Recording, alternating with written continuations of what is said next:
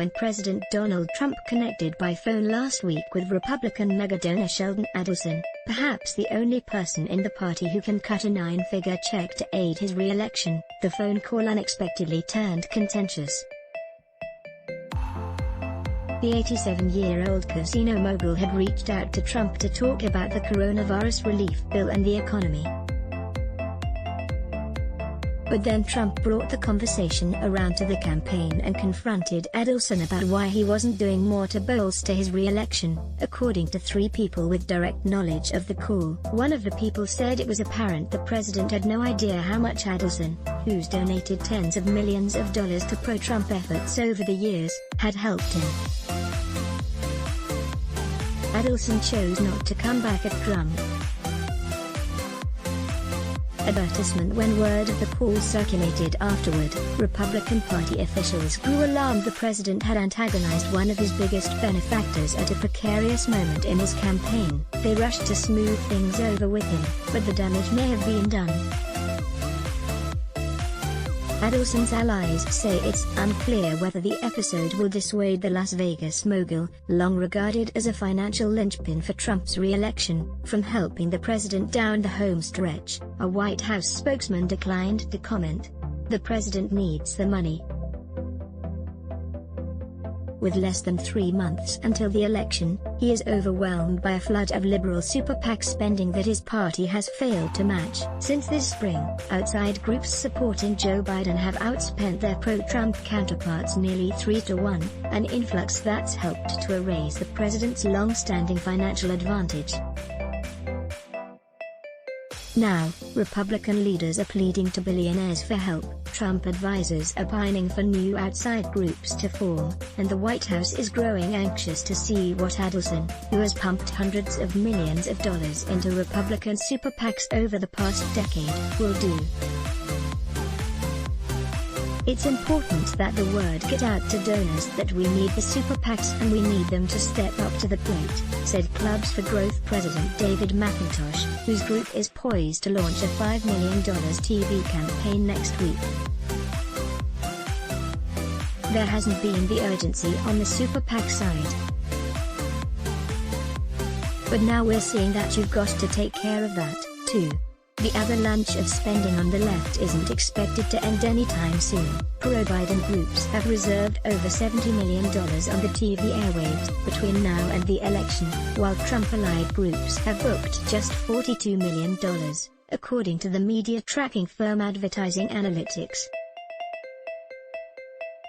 The Trump-blessed America First action has been outraised and outspent by the leading pro-Biden super PAC Priorities USA, which has been running an array of blistering commercials hitting Trump over his response to the coronavirus pandemic.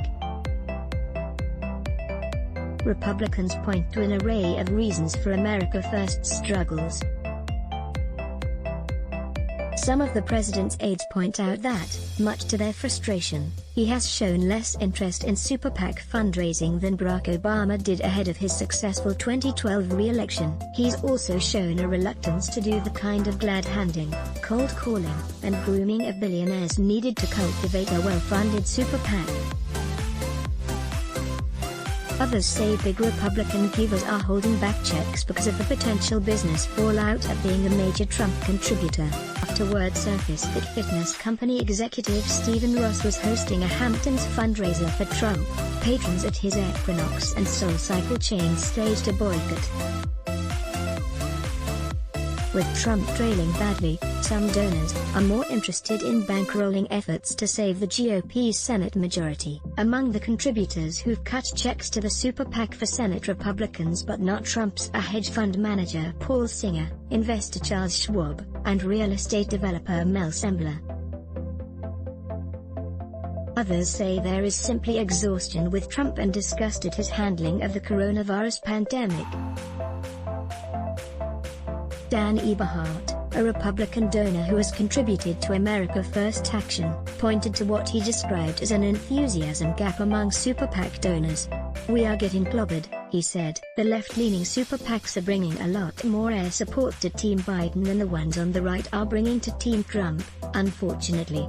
The president's advisors blame America First for its struggles.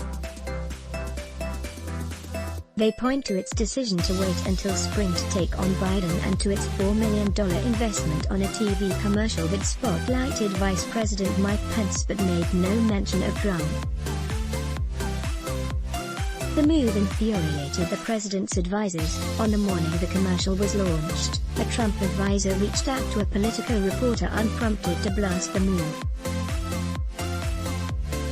America First Action President Brian Welch said the organization's non-profit arm had chosen to feature Pence to highlight remarks he had made at an event it had hosted focused on the economic recovery. No other outside group has raised or spent more to help re-elect Donald Trump. No other outside group has stood with our president since day one. Period, Walsh said.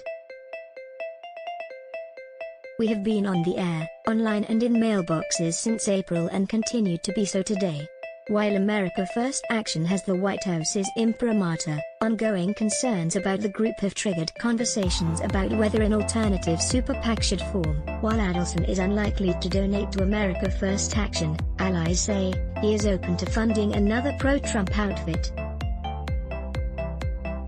But some Republicans say that having multiple super PACs could cause confusion among donors about which outfit to support. Christopher Ekstrom, a Dallas investor who backed Ted Cruz's 2016 primary campaign, recalled that the Texas senator had an array of super PACs.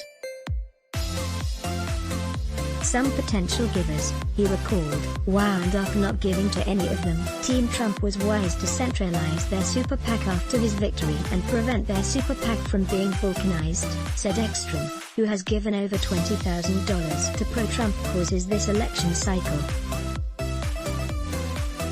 Republicans are confronting an array of liberal groups, ranging from Priorities USA to American Bridge to Future Forward, all of which have booked millions of dollars in TV spending. Even as Biden has struggled to keep pace with Trump on the fundraising front, there are concerns in Republican circles that the liberal organizations could do damage to the president. Republican strategist Ken Spain noted that neither candidate will lose because of lack of resources at this point, but added, the Democratic donor class has coalesced and built a rival apparatus to that of the Trump campaign and its allies. With both sides flush with cash, there will be no shortage of TV commercials from either side. Alex Castellanos, a veteran Republican ad maker who helped to steer a pro-Trump super PAC in 2016, said voters would be more focused on the individual performances of Trump and Biden. The most powerful media driver in a presidential campaign is the candidate. The candidate makes news and drives the agenda. That's the good news for Donald Trump, Castellanos said. Sometimes, that's the bad news for Trump, too. Let's block ads. Show your love for him. Click the link in description. Thanks for watching.